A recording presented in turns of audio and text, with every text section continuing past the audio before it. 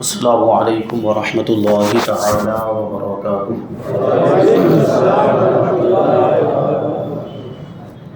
نحمده ونصلي ونسلم على رسوله الكريم اما بعد فاعوذ باللہ من الشیطان الرجیم بسم اللہ الرحمن الرحیم وَلَوْ أَنَّهُمْ إِذْ ظَلَمُوا أَنفُسَهُمْ جَاءُوكَ فَاسْتَغْفَرُوا اللَّهَ وَاسْتَغْفَرَ لَهُمُ الرَّسُولُ لَوَجَدُوا اللَّهَ تَوَّابًا رَحِيمًا۔ صدق اللہ العظیم۔ آئیے ہم اور آپ سب سے پہلے حضور سرور کائنات، فخر موجودات، باعث تخلیق کائنات، احمد مجتبی محمد مصطفیٰ صلی اللہ علیہ وسلم کی مقدس بارگاہ میں درود و سلام کا ہدیہ پیش کریں اور پڑھیں اللہم صلی علی سیدنا و مولانا محمد معدن الجود والکرم وآلہ الکرام وابنہ الکریم وبارک وسلم صلاۃ و سلام علیک یا رسول اللہ صلی اللہ تعالی علیہ وسلم۔ عزیزان ملت اسلامیہ، میرے پیارے دوستوں، بزرگوں، ایک بات سب سے پہلے عرض کر دوں، وہ یہ ہے کہ مجھے اس مسجد میں الحمدللہ 3 سال مکمل ہو گئے۔ عربی مہینے کے اعتبار سے، چاند کی تاریخ کے اعتبار سے تو 15 صفر ہی کو مکمل ہو چکے، اور انگریزی تاریخ کے اعتبار سے انشاءاللہ 1 اکتوبر کو 3 سال مکمل ہو جائیں گے۔ الحمدللہ آپ نے مجھے قبول کیا اور اپنی محبتوں سے نوازا، اس پر مجھے بڑی خوشی ہے اور میں آپ کا شکریہ ادا کرتا ہوں۔ اور آپ کو یہ خبر مل چکی ہے کہ عنقریب میں اور ہمارے کچھ احباب عمرے کے لیے جانے والے ہیں، اتوار کے دن روانگی ہوگی۔ یہ سب آپ کی دعاؤں کا نتیجہ ہے، آپ کی محبتوں کا صلہ ہے کہ اللہ تبارک و تعالیٰ نے یہ سعادت نصیب فرمائی۔ اللہ تعالیٰ آپ سب کو بھی زندگی میں بار بار مدینہ پاک کی زیارت نصیب فرمائے اور اپنے در کی بھی زیارت نصیب فرمائے۔ تو یہ بڑی سعادت کی بات ہے، یہ کسی کسی کو نصیب ہوتی ہے۔ تو اسی مناسبت سے آج انشاءاللہ تبارک و تعالیٰ کچھ باتیں عرض کروں گا، کیونکہ عمرہ کرنے کے لیے جو جاتے ہیں، حج کرنے کے لیے جو جاتے ہیں، تو جانے والوں کے انداز الگ الگ ہوتے ہیں، عاشقوں کا انداز نرالا ہوتا ہے۔ اگر عاشق سے پوچھا جائے کہ کہاں جا رہا ہے تو وہ یہی کہتا ہے کہ مدینے جا رہا ہے، اگرچہ مکہ بھی جائے گا، وہ حرم شریف میں، مسجد حرام میں بھی جائے گا، خانہ کعبہ عمرہ کرنے کے لیے تو وہاں جانا ہی ہے، لیکن عاشق کو جب پوچھا جائے کہ کہاں کا ارادہ ہے تو وہ کہتا ہے کہ مدینے کا ارادہ ہے۔ کہ عاشقوں کی بات ہوتی ہے، عاشق کا انداز نرالا ہوتا ہے۔ اور امام کہتے ہیں کہ کعبے کا نام تک نہ لیا طیبہ ہی کہا، کعبے کا نام تک نہ لیا طیبہ ہی کہا، پوچھا تھا ہم سے جس نے کہ نہضت کدھر کی ہے، ارادہ کدھر کا ہے، تو عاشق کہتا ہے کہ مدینے کا ارادہ ہے۔ تو اسی مناسبت سے آج ہم مدینہ منورہ کا ذکر کریں گے کہ مدینہ منورہ کیسا مقدس شہر ہے، کیسا پاکیزہ مقام ہے، اور کیوں نہ ہو رسول پاک صلی اللہ علیہ وسلم نے جس کی طرف ہجرت فرمائی اور جس کو اپنی آخری قیام گاہ بنایا، جہاں پر رسول پاک صلی اللہ علیہ وسلم کا روضہ مبارک ہو، وہ جگہ کتنی پاکیزہ اور کتنی مقدس اور کتنی برکت والی ہوگی۔ اور میں نے جو قرآن پاک کی آیت کریمہ کی تلاوت کی، اللہ تعالیٰ ارشاد فرماتا ہے وَلَوْ أَنَّهُمْ إِذْ ظَلَمُوا أَنفُسَهُمْ جَاءُوكَ فَاسْتَغْفَرُوا اللَّهَ وَاسْتَغْفَرَ لَهُمُ الرَّسُولُ لَوَجَدُوا اللَّهَ تَوَّابًا رَحِيمًا۔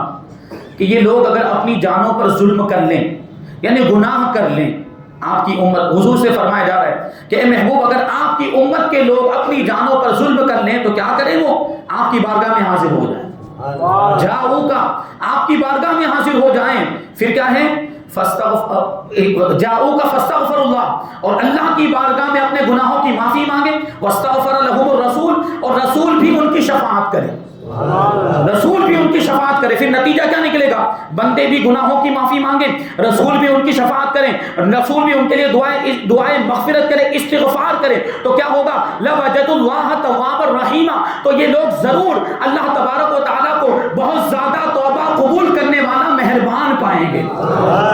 اور یہ بات صرف حضور پاک صلی اللہ علیہ وسلم کی ظاہری زندگی تک کے لیے محدود نہیں، بلکہ حضور پاک صلی اللہ علیہ وسلم کے ظاہری وصال کے بعد بھی یہی حکم ہے کہ اب بھی ہم اگر اپنی جانوں پر ظلم کر لیں، اگر گناہ کر بیٹھیں تو حضور کی بارگاہ میں حاضر ہو جائیں، سچے دل سے توبہ کریں تو ہمارے گناہ معاف ہو جائیں گے اور مغفرت کے پروانے اللہ کے رسول کی بارگاہ سے عطا ہوں گے. آج بھی یہ ہوتا ہے، آج بھی یہ ہوتا ہے. عیون الہدایت میں ایک واقعہ لکھا ہوا ہے کہ حضرت سیدنا محمد ابن حرب ہلالی رحمۃ اللہ تعالی علیہ بیان کرتے ہیں کہ ایک مرتبہ میں اللہ کے رسول صلی اللہ علیہ وسلم کے روزہ مبارک پر حاضر تھا کہ ایک اعرابی آیا، یعنی عرب کے دیہات کا رہنے والا آیا، اور وہ حضور پاک صلی اللہ علیہ وسلم کے روزہ مبارک پر آنے کے بعد رونے لگ گئے، اور روتے روتے اللہ کے رسول صلی اللہ علیہ وسلم کی بارگاہ میں عرض کرنے لگ گیا، یا رسول اللہ صلی اللہ تعالی علیہ وسلم کہ اللہ تبارک و تعالی نے آپ پر جو سچی کتاب نازل فرمائی، کون سی؟ قرآن پاک. اللہ تبارک و تعالی نے آپ پر جو سچی کتاب نازل فرمائی، اس کتاب میں یہ آیت کریمہ بھی موجود ہے. کون سی؟ جو میں نے ابھی تلاوت کی، وَلَوْ أَنَّهُمْ إِذْ ظَلَمُوا أَنفُسَهُمْ جَاءُوكَ فَاسْتَغْفَرُوا اللَّهَ وَاسْتَغْفَرَ لَهُمُ الرَّسُولُ لَوَجَدُوا اللَّهَ تَوَّابًا رَحِيمًا. کہ اگر یہ لوگ اپنی جانوں پر ظلم کر لیں، گناہ کا ارتکاب کر لیں، تو اے محبوب آپ کی بارگاہ میں حاضر ہو جائیں اور اللہ تبارک و تعالیٰ سے اپنے گناہوں کی معافی مانگے، اور رسول بھی ان کے لیے شفاعت کریں، تو ضرور اللہ تبارک و تعالیٰ کو بہت زیادہ توبہ قبول کرنے والا مہربان پائیں گے. تو وہ بندہ، وہ اعرابی اللہ کے رسول صلی اللہ علیہ وسلم کی بارگاہ میں عرض کرتا ہے کہ یا رسول اللہ صلی اللہ تعالی علیہ وسلم، اس آیت کریمہ کے حکم کے مطابق میں آپ کی بارگاہ میں حاضر ہو گیا، اپنے گناہوں کی معافی طلب کرتے ہوئے آپ کے دربار میں حاضر ہو گیا ہوں، اور اللہ تبارک و تعالیٰ کی بارگاہ میں آپ کو شفیع اور سفارشی بناتا ہوں. پھر وہ رونے لگ گیا، اور روتے روتے یہ اشعار اس نے پڑھے، بڑے ہی پیارے اشعار، عشق افروز اشعار ہیں. وہ اشعار کیا ہیں؟ وہ کہتا ہے کہ یا خیر من دفنت بالقاع اعظمہ طابا من طیبہن القاع والاکم. وہ کہتا ہے کہ روح الفداء لقبر انت ساکنہ فیہ العفاف وفیہ الجود والکرم. وہ کہتا ہے کہ اے وہ ذات، وہ بہترین شخصیت، اے وہ بہترین شخصیت جن کا جسم مبارک، جن کا وجود طیب، جن کا وجود اطہر اس مقدس زمین میں، اس مقدس کیا کہیں گے، اس مقدس روضہ مبارک میں آرام فرما ہے. یا رسول اللہ آپ کی برکت کی وجہ سے اس مقدس مقام میں آس پاس میں جتنے بھی ٹیلے اور آس پاس میں جتنے بھی میدان ہیں، یہ آپ کے وجود اور آپ کے جسم مبارک کی برکت سے خوشبودار اور معطر ہو گئے ہیں. پھر وہ کہتا ہے کہ میری جان اس قبر پر قربان ہو جائے، میری جان اس مزار پر قربان ہو جائے جس میں آپ تشریف فرما ہیں.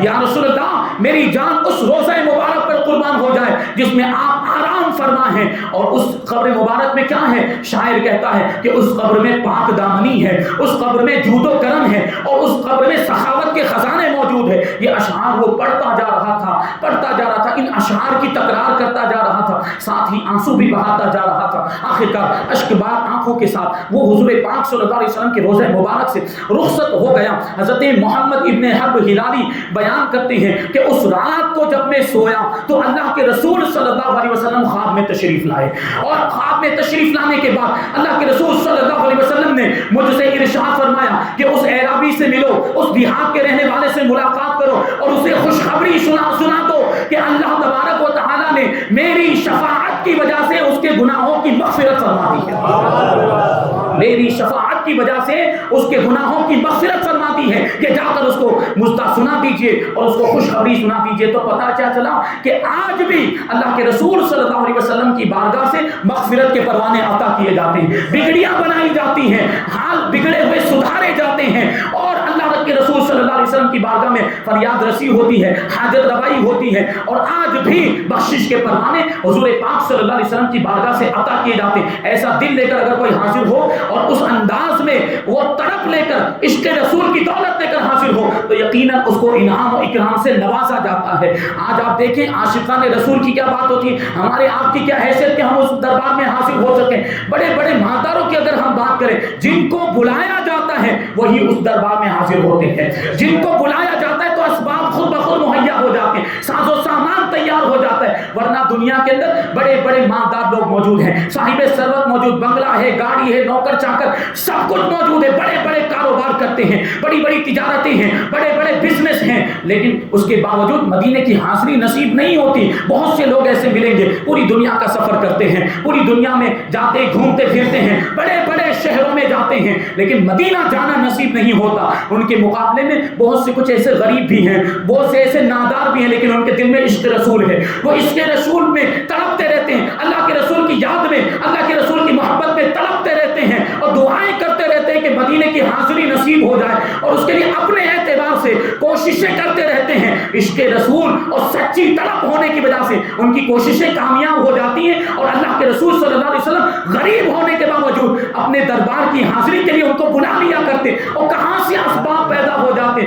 ساز و سامان تیار ہو جاتا ہے، انتظام ہو جاتا ہے، ان کا گمان بھی نہیں ہوتا. وہ شاعر کہتا ہے کہ کہاں کا منصب، کہاں کی دولت، کہاں کا منصب، کہاں کی دولت، قسم خدا کی یہ ہے حقیقت. کہاں کا منصب، کہاں کی دولت، قسم خدا کی یہ ہے حقیقت. جنہیں بلایا ہے مصطفیٰ نے وہی مدینے کو جا رہے ہیں، جنہیں بلایا ہے مصطفیٰ نے وہی مدینے کو جا رہے ہیں. تو ضرورت کس بات کی ہے کہ وہ طلب پیدا کی جائے، وہ عشق رسول کا جذبہ اجاگر کیا جائے اور اس انداز میں دعائیں کی جائیں. تو پھر دیکھیں بلاوا آتا ہے کہ نہیں آتا، آتا ہے یقیناً، لیکن ویسی طلب بھی ہونی چاہیے اور ویسا جذبہ بھی ہونا چاہیے حاصل ہونے کا. ہمارے آپ کے بہت سارے بھائی ایسے ہیں، وہ اہل ایمان الحمدللہ عاشق رسول، لیکن کبھی مدینے جانے کا خیال ہی نہیں آتا. اور مدینے جانے کے بارے میں سوچیں گے اور اس کی خواہش کریں گے تبھی تو کچھ اسباب مہیا ہوں گے. دنیا بھر کا چکر لگائیں گے، ادھر گھومیں گے ادھر گھومیں گے، ساپوتارا جائیں گے، ادھر جائیں گے ادھر جائیں گے، سال بھر میں 20,000 روپے اس طرح کے بیکار کی جگہوں پر جانے میں وہ خرچ کر دیا کرتے. اگر انہی 20,000 روپے کو جمع کر کے رکھا جائے تقریباً 20-25,000 روپے سال میں ادھر ادھر گھومنے پھرنے میں خرچ ہو جایا کرتے ہیں. اگر یہی 20,000 روپے جمع کر کے رکھے جائیں تو 5 سال میں مدینے جانے کا انتظام ہو جائے گا. ارے عاشق کے لیے اس سے بڑی جگہ اور کیا ہو سکتی؟ عاشق کے لیے مدینے پاک سے بہتر اور کون سا شہر ہو سکتا ہے؟ وہ تو جگہ اتنی مقدس ہے، وہ جگہ اتنی پاکیزہ، رسول پاک صلی اللہ علیہ وسلم کا شہر. وہاں تو حضور پاک صلی اللہ علیہ وسلم کا جسم مبارک موجود ہے، وہاں حضور کا روضہ مبارک موجود، اور حضور سے نسبت رکھنے والی چیزیں وہاں پر موجود ہیں. تو عاشق کے لیے وہ شہر کتنا مقدس اور کتنا اہم ہے. وہ تو ہماری عقیدتوں کا مرکز ہے، وہ تو ہمارے عشق کا مرکز ہے، وہ ہماری محبت کا مرکز ہے. عاشق کو وہاں جانے کی کوشش ضرور کرنی چاہیے. بہت سے ایسے لوگوں کے بارے میں ہم سنتے بڑی خوشی ہوتی ہے، نوجوان لڑکے ہیں. آج کل کے نوجوانوں کا حال کیا ہے آپ کو معلوم ہونا چاہیے. دنیا میں کتنا وہ دنیا کی رنگینیوں میں کیسے گم ہو جاتے اور گناہوں میں کیسے مبتلا ہو جاتے. مدینے جانے کا خیال بھی نہیں آتا. لیکن کچھ نوجوانوں کے بارے میں ہم نے سنا کہ وہ پیسہ جوڑ کے رکھ رہے ہیں، ابھی سے پیسہ جمع کر کے رکھ رہے ہیں. ان سے پوچھا گیا کیوں پیسہ جمع کر کے رکھ رہے ہیں؟ مدینے جانے کے لیے پیسہ جمع کرو. ارے وہ پیسہ جمع کرو، وہ پیسہ کیسا برکت والا ہوگا، وہ کیسا پاکیزہ پیسہ روپیہ ہوگا جو مدینے کی حاضری کے لیے جمع کیا جا رہا ہو. اب دل کی خواہش تو اسباب پیدا ہو جاتے ہیں. ان میں سے ایک نوجوان کا ویزا بھی لگ گیا اور وہ آج مدینہ منورہ پہنچ چکا ہے. اللہ کے رسول کے در کی حاضری اس کو نصیب ہونے والی ہے. تو اس انداز میں اگر تڑپ ہو اور ایسے کوشش کی جائے، دعائیں کی جائے، تو اللہ تبارک و تعالیٰ اسباب پیدا کر دیتا ہے. تو مدینہ منورہ یہ ایسی پاکیزہ جگہ، ایسا پاکیزہ مقام ہے، اور یہاں کا کانٹا بھی یہ محبت والوں کے لیے، عشق والوں کے لیے پھول کی طرح ہوا کرتا ہے. محبت والوں کے لیے یہاں کا کانٹا بھی پھول کی طرح ہوتا ہے. تو مدینہ پاک میں حاضری ہو تو ادب کے تقاضوں کو پورا کیا جائے. خبردار کوئی بے ادبی نہ کی جائے. وہاں کچھ ایسے معاملات ہوں گے، کبھی کسی کا دھکا لگ جائے گا، کبھی کوئی بات بول دے گا، کبھی کوئی پریشان کرے گا، یا کبھی کوئی آسمانی یا زمینی آفت آ گئی، تو اس پر صبر کرنا چاہیے، اس پر صبر کرنا چاہیے. کانٹا بھی اگر چبھ جائے تو اس کو سعادت سمجھ کے قبول کر لینا چاہیے کہ یہ مدینہ منورہ کا کانٹا ہے، حضور کے شہر کا کانٹا ہے. عاشق اپنی زبان میں کیا کہتے ہیں؟ علامہ حسن رضا کہتے ہیں کہ خارے صحرائے نبی پاؤں سے کیا کام تجھے. خار مانے کانٹا، خارے صحرائے نبی، اے نبی پاک صلی اللہ علیہ وسلم کے شہر مبارک کے کانٹے، تجھے پاؤں سے کیا کام ہے. شاعر کہتے ہیں عاشق رسول علامہ حسن رضا برادر اعلیٰ حضرت، جن کو استاد زمن کہا جاتا ہے، وہ کہتے ہیں کہ خارے صحرائے نبی پاؤں سے کیا کام تجھے، آ میری جان میرے دل میں ہے رستہ تیرا. آ میری جان میرے دل میں ہے رستہ تیرا. یہ عاشقوں کی بولی ہوتی ہے. وہ کانٹا چپ جائے تو اس کو بھی اپنے لیے سعادت سمجھتے. تو وہاں خبردار کوئی بے ادبی والا کام نہ کیا جائے. اگر کوئی پریشان بھی کرے تو اس کو برداشت کر لیا جائے. آدمی صبر کرے, مدینہ منورہ کی تکلیفوں پر صبر کرے تو اس پر بھی شفاعت کی خوشخبری اللہ کے رسول صلی اللہ علیہ وسلم نے عطا فرمائی. حضور پاک صلی اللہ علیہ وسلم ارشاد فرماتے ہیں, حدیث شریف مشکات شریف کے اندر موجود, کہ جو ارادتاً مدینے کی زیارت کو آیا, جو مدینے کی زیارت کے ارادے سے آیا, قیامت کے دن وہ میری حفاظت میں ہوگا. قیامت کے دن وہ میری حفاظت میں ہوگا. اور جو مدینہ منورہ کے اندر رہائش اختیار کرے گا, یعنی مدینہ منورہ کے اندر قیام پذیر ہو جائے گا اور مدینہ منورہ کی تکلیفوں پر صبر کرے گا, قیامت کے دن میں اس کے لیے گواہی دوں گا اور اس کی شفاعت کروں گا. سوچیں, مدینہ منورہ کی تکلیف پر صبر کرے تو حضور کی شفاعت نصیب ہو جائے. آگے حضور فرماتے ہیں کہ جو حرمین شریف ہیں یعنی مکہ مکرمہ اور مدینہ منورہ میں سے کسی ایک میں مرے گا تو وہ قیامت کے دن اللہ تبارک و تعالیٰ قیامت کے دن اسے خوف سے امن عطا فرمائے گا. قیامت کے دن اسے خوف نہیں ہوگا. اگر کوئی مکہ میں مرے یا کوئی مدینہ میں مرے تو اس کو یہ فضیلت حاصل ہوگی, یہ سعادت حاصل ہوگی. تو مدینہ منورہ کی تکلیفوں پر صبر کرنا چاہیے. یہاں ادب کا لحاظ رکھنا چاہیے, کیونکہ ہم دیکھیں اگر ہم اپنے علماء سے اگر اس کے تعلق سے پوچھیں, اعلیٰ حضرت رضی اللہ تعالیٰ عنہ کیا فرماتے ہیں اس جگہ کے بارے میں, کہ حرم کی زمین اور قدم رکھ کے چلنا, حرم کی زمین اور قدم رکھ کے چلنا. ارے سر کا موقع ہے او جانے والے, یہاں تو سر کے بل چلنا چاہیے, قدم رکھ کے چلتا ہے. یہاں قدم رکھ کے نہیں, پتہ نہیں کون سی ایسی جگہ ہوگی جہاں حضور پاک صلی اللہ علیہ وسلم کے قدم مبارک پڑے ہوں گے. ہمارے پاؤں کہیں حضور کے نقش قدم پر نہ پڑ جائیں. یہ عاشقوں کا طریقہ ہوتا ہے. حضرت امام مالک رضی اللہ تعالیٰ عنہ کی میں بات آپ کو بتاؤں. حضرت امام مالک رضی اللہ تعالیٰ عنہ بہت بڑے امام, جو 4 مسلک ہیں ان میں سے ایک مسلک کے امام ہیں حضرت امام مالک رضی اللہ تعالیٰ عنہ, مالکیوں کے سردار. ان کا طریقہ کیا تھا کہ مدینہ منورہ میں رہتے تھے, مدینہ منورہ کے علماء میں آپ کا شمار ہوتا تھا, مدینہ منورہ ہی آپ کا شہر, مدینہ منورہ ہی آپ کا وطن. لیکن اس کے باوجود حضرت امام مالک کیسے عاشق رسول کہ انسان کو حاجت تو پیش آتی, فطری حاجتیں, پیشاب پاخانہ وغیرہ, لیکن حضرت امام مالک رضی اللہ تعالیٰ عنہ قضائے حاجت کے لیے مدینہ منورہ کے باہر تشریف لے جایا کرتے تھے. مدینہ منورہ میں قضائے حاجت نہیں فرماتے تھے. وہ ان کا یہ جو عقیدہ تھا اور ان کی یہ سوچ تھی کہ یہ اللہ کے رسول صلی اللہ علیہ وسلم کا مقدس اور پاکیزہ شہر ہے, میں یہاں گندگی کیوں گراؤں. اس لیے وہ حدود حرم کے باہر چلے جاتے تھے اور وہاں قضائے حاجت فرمایا کرتے تھے کہ ان کا عشق رسول تھا. حضرت امام شافعی رحمۃ اللہ تعالی علیہ بیان کرتے ہیں کہ میں ایک مرتبہ حضرت امام مالک کی بارگاہ میں حاضر ہوا تو میں نے کیا دیکھا کہ ان کے دروازے پر خراسان کے یا مصر کے عمدہ گھوڑے بندھے ہوئے تھے. میں نے جب ان گھوڑوں کو دیکھا تو مجھے بڑا تعجب ہوا, کیونکہ اس سے پہلے میں نے اس طرح کے عمدہ گھوڑے نہیں دیکھے تھے. خراسان کے یا مصر کے وہ گھوڑے تھے. تو میں نے امام شافعی کہتے ہیں کہ میں نے امام مالک کی بارگاہ میں عرض کیا کہ یہ کتنے عمدہ گھوڑے ہیں, یہ کتنی اچھی نسل کے گھوڑے اور کتنے اچھے گھوڑے ہیں, کتنے قیمتی گھوڑے. تو حضرت امام مالک نے کیا کہا, امام مالک کہتے ہیں کہ یہ سارے گھوڑے میں تمہیں ہبہ کرتا ہوں, یہ سارے گھوڑے میں تمہیں تحفے میں دیتا ہوں. تو امام شافعی عرض کرتے ہیں کہ حضور ایک گھوڑا تو آپ اپنے لیے رکھ لیجئے, آپ کو کام آئے گا سواری کرنے کے لیے. مطلب کیا ہوا کہ کوئی وہ گھوڑے لے کر آیا تھا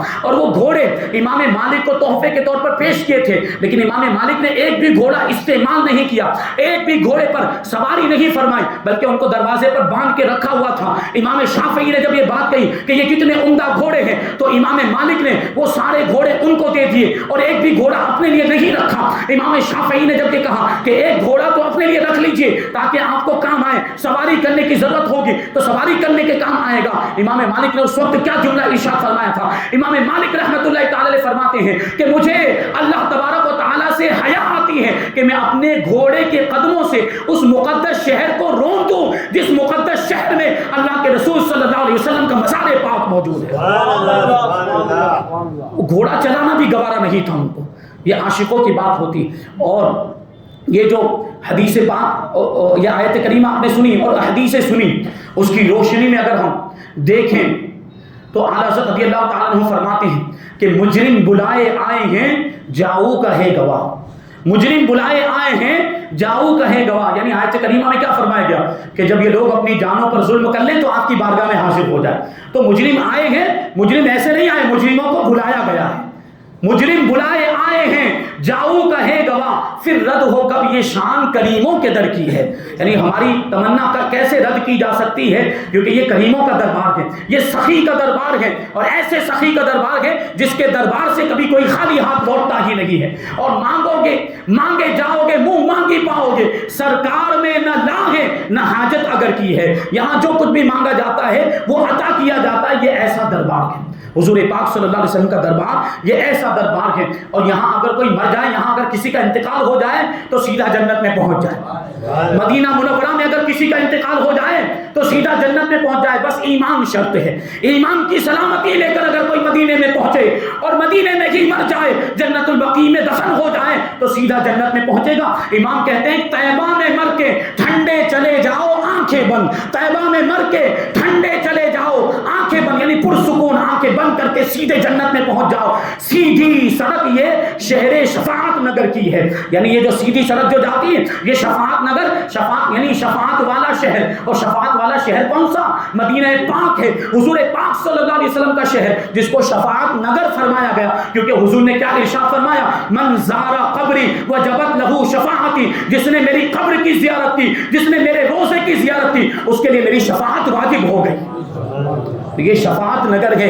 یہاں شفاعت کے اور بخشش کے مزدے عطا کیے جاتے ہیں، پروانے عطا کیے جاتے ہیں. یہ ایسا مقدس شہر، یہ ایسا پاکیزہ شہر ہے. اللہ تبارک و تعالی ہر ایمان والے کو وہاں کی حاضری نصیب فرمائے. وہاں جا کے بھی انشاءاللہ آپ لوگوں کے لیے دعا کریں گے. اللہ تبارک و تعالی آپ سب کو وہاں کی حاضری اور باادب حاضری نصیب فرمائے. کہ مدینہ منورہ ایسا شہر، اس کی خصوصیات پر اگر غور کریں، آخری چند باتیں بیان کر کے اپنی گفتگو کو ختم کر دوں. مدینہ منورہ کی خصوصیات پر غور کریں. مدینہ منورہ کی خصوصیتوں میں سے یہ ہے کہ مدینہ منورہ کے جتنے نام ہیں پوری دنیا میں کسی بھی شہر کے اتنے نام نہیں ہیں. اور ناموں کی زیادتی فضیلت کی زیادتی پر دلالت کرتی ہے. جتنے زیادہ نام وہ چیز اتنی ہی زیادہ اہمیت والی ہوتی ہے. تو مدینہ منورہ کے تقریباً 100 نام بعض علماء کرام نے گنائے ہیں. 100 نام. اب جس کے اتنے زیادہ نام ہو، جس شہر کے اتنے زیادہ نام، اور کس دنیا میں دوسرے شہر ایک نام ہوں گے، 2 نام یا 3 زیادہ سے زیادہ نام ہوں گے، لیکن مدینہ منورہ کے 100 نام شمار کرائے گئے. اس سے ہم اس کی اہمیت کا اندازہ لگا سکتے ہیں. اور مدینہ منورہ ایک ایسا شہر ہے کہ جس کی یاد اور محبت میں دنیا کی ساری زبانوں میں اور سب سے زیادہ زبانوں میں اور سب سے زیادہ تعداد میں مدینہ منورہ کی یاد میں اور مدینہ منورہ کی محبت میں قصیدے لکھے گئے، لکھے جا رہے ہیں اور لکھے جاتے رہیں گے. اس شہر کو شہر کی تعریف میں اتنا زیادہ لکھا گیا. کیوں؟ کیونکہ یہ کوئی معمولی شہر نہیں، یہ ہمارے آقا کا شہر ہے، یہ ہمارے مولا کا شہر ہے، یہ رسول پاک کا شہر ہے. تبھی تو ہم خود بھی اس کا ذکر کر رہے ہیں اور اس شہر کی تعریف کر رہے ہیں. یہ مدینہ منورہ ایسا شہر. اور کیوں؟ کیونکہ رسول پاک صلی اللہ علیہ وسلم نے مدینہ منورہ کی طرف ہجرت فرمائی اور یہی قیام پذیر رہے. یہی آپ کا وصال ظاہری ہوا، یہی آپ کا روزہ مبارک موجود ہے. اور یہی وہ شہر ہے جس کو اللہ تبارک و تعالیٰ نے طابہ کہا، اس کو طابہ کا نام عطا فرمایا. اور یہ ایسا مبارک اور پاکیزہ شہر، اللہ کے رسول صلی اللہ علیہ وسلم اس شہر سے کتنی محبت فرماتے. جب کہیں باہر سے سفر کر کے واپس آتے اور مدینہ منورہ کے قریب پہنچتے تو مدینہ منورہ کی محبت میں اور شوق میں سواری کو تیز کر دیا کرتے تھے تاکہ جلد سے جلد مدینہ منورہ کے اندر پہنچ جائے. اور حضور جب مدینہ منورہ میں حاصل ہوتے، آپ کے قلب مبارک کو سکون ملا کرتا تھا، آپ کے دل کو اطمینان مل جاتا. اور حضور پاک صلی اللہ علیہ وسلم کے چہرے مبارک پر سفر سے آنے کے بعد مدینہ منورہ کا اگر گرد و غبار لگا ہوا ہوتا تو گرد و غبار کو صاف بھی نہیں کرتے تھے اور صحابہ کو بھی اس سے منع فرماتے اور ارشاد فرمایا کرتے تھے کہ مدینہ منورہ کی مٹی خاک شفا ہے. اللہ تبارک و تعالیٰ نے یہاں کی مٹی میں بیماریوں کی شفا رکھی ہے. ایک زمانہ تھا کہ جب مدینہ کو یثرب کہا جاتا تھا، ایک زمانہ تھا کہ جب مدینہ منورہ کو بیماریوں کا گڑھ کہا جاتا تھا. یہاں کی آب و ہوا لوگوں کو راس نہیں آتی، یہاں لوگ آتے تھے تو بیمار ہو جاتے تھے، بخار میں مبتلا ہو جاتے تھے. لیکن یہ رسول پاک صلی اللہ علیہ وسلم کے قدموں کی برکت ہے. جہاں کی آب و ہوا لوگوں کو راس نہیں آتی تھی، وہاں کی مٹی کو بھی شفا بنا دیا گیا ہے، وہاں کی مٹی کو بھی خاک شفا کہا جاتا ہے. اور حضور فرماتے ہیں کہ جو مدینہ منورہ کی زیارت کے ارادے سے آتا ہے تو فرشتے رحمت کے تحفوں سے اس کا استقبال کرتے ہیں، فرشتے رحمت کے تحفوں سے اس کا استقبال کرتے ہیں. اور مدینہ منورہ کی شان کیا؟ اللہ کے رسول صلی اللہ علیہ وسلم نے مدینہ منورہ میں مرنے کی ترغیب دلائی کہ جس سے ہو سکے کہ وہ مدینے میں مرے تو اسے چاہیے کہ وہ مدینے میں مرے، کیونکہ جو مدینے میں مرے گا میں اس کی شفاعت شفاعت کروں گا۔ ایمان شرط ہے، جو ایمان کے ساتھ مدینے میں مرے گا اللہ کے رسول صلی اللہ علیہ وسلم اس کی شفاعت فرمائیں گے۔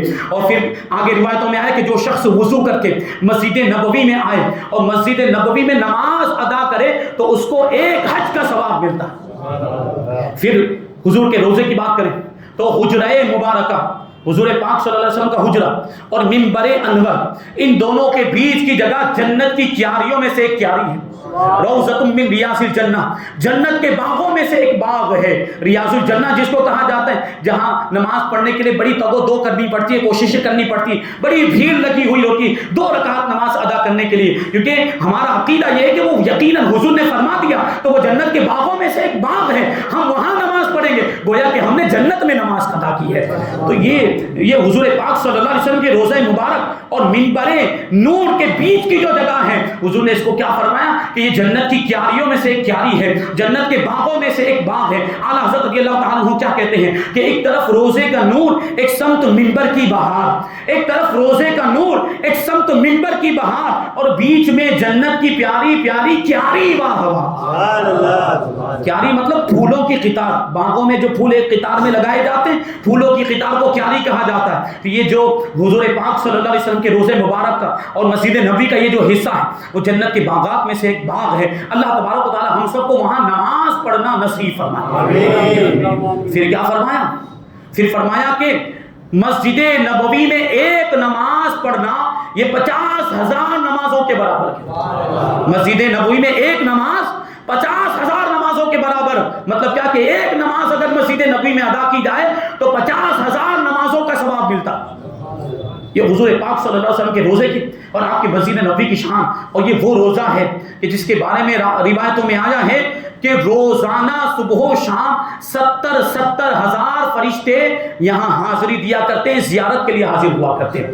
حضور پاک صلی اللہ علیہ وسلم کے روزے پر صبح میں 70,000 اور شام کو 70,000 فرشتے حاضر ہوتے ہیں، اور فرشتوں کو زندگی میں ایک ہی بار موقع ملتا ہے حاضر ہونے کا۔ یہ جو فرشتے ایک بار آ گئے دوبارہ ان کو آنا نصیب نہیں ہوتا، فرشتوں کو ایک ہی بار حضور کے دربار میں حاضری دینے کا اور زیارت کرنے کا موقع ملتا ہے، لیکن یہ ایمان والوں کو اللہ تبارک و تعالیٰ نے یہ مواقع عطا فرمائے کہ اسباب مہیا ہوں تو زندگی میں جتنی بار چاہیں حضور کے روزے پر حاضری دیں، ویسی تڑپ ہونی چاہیے، ویسا عشق ہونا چاہیے تو اتنی مرتبہ حاضری کا موقع ملے گا۔ تو یہ شان کہ 70,000 صبح، اعلیٰ حضرت فرماتے کہ 70,000 صبح ہیں، 70,000 شام، 70,000 صبح ہیں، 70,000 شام، یوں بندگی زلف و رخ 8 پہر کی ہے، یعنی حضور کے زلف و رخ کی زیارت کرنے کے لیے فرشتے 8 پہر آتے رہتے ہیں، یعنی 4 پہر کے لیے صبح کے فرشتے اور باقی کی 4 پہر میں شام کے فرشتے حضور پاک صلی اللہ علیہ وسلم کے روزے کی زیارت کے لیے حاضر ہوا کرتے۔ یہ مقدس مقام، یہ پاکیزہ شہر، یہ اہل ایمان کا مرکز، یہ محبت والوں کا، یہ عشق والوں کا مرکز ہے، رسول پاک صلی اللہ علیہ وسلم کا پیارا شہر۔ اللہ تبارک و تعالی ہم سب کو زندگی میں بار بار اس شہر کی حاضری نصیب فرمائے، رسول پاک صلی اللہ علیہ وسلم کے روزے مبارک کی با ادب زیارت کرنے کی توفیق عطا فرمائے، خانہ کعبہ کی زیارت کرنے کی توفیق عطا فرمائے، بار بار حج اور عمرہ کرنے کی توفیق عطا فرمائے، ایمان کی سلامتی عطا فرمائے، اور ایمان پر ہی ہم سب کا خاتمہ فرمائے۔ وما علینا الا البلاغ۔